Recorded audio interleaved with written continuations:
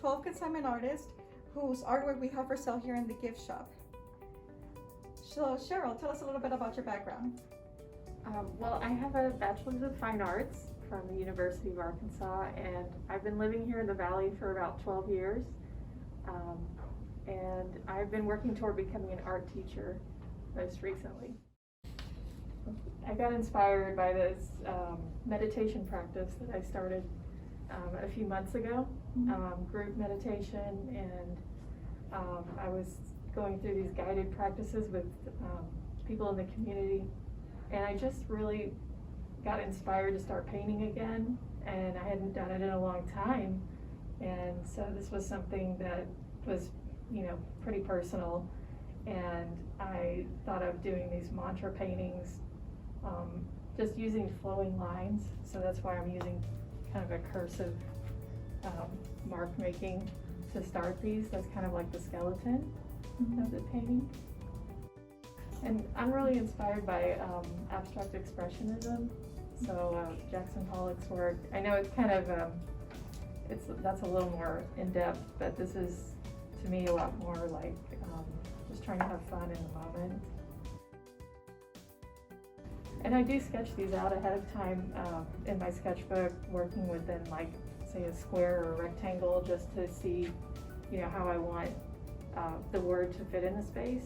So I kind of divide up the canvas first, and then I do work on these like on a table rather than an easel. So I'm using bottles of paint, and I just, you know, I'm doing a lot of repetitive lines, like to draw the words, and to me that's a lot like meditation when you're thinking about a mantra. Yes. You know, you're repeating it and trying to embody that feeling that the word gives you. Who are your biggest influences? I would say, well, when I was a child and just learning about famous artists, I guess, Van Gogh was one of my favorites, and that was because he showed a lot of his paint strokes, so with the paintbrush, and the paint just looked like you could eat it, and I just really loved that about it. Yes.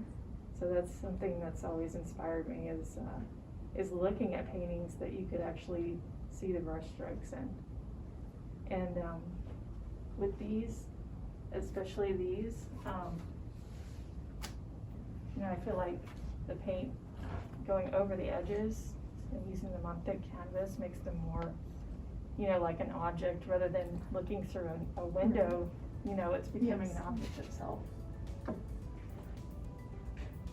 I do work on several at one time.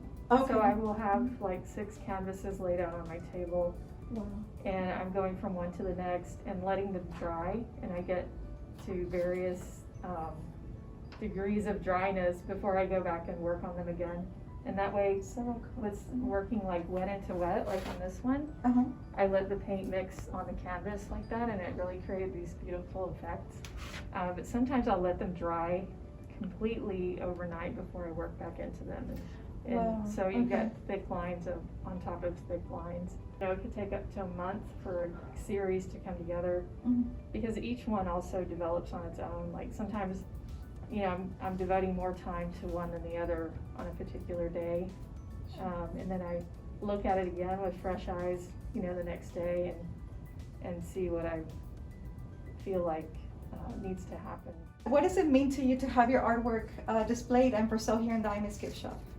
I love it. I'm so honored to have the opportunity to show it in the community and actually get somebody to, you know, to see the work, because that's what it's also for. It's not just for me. Although I love hanging them in my house as well. But I hope that other people can have some enjoyment from them too. Well, I love your story, and I love how you make them. So thank you so much for joining us, and please stop by the IMAS Gift Shop to look and purchase some of Cheryl's artwork.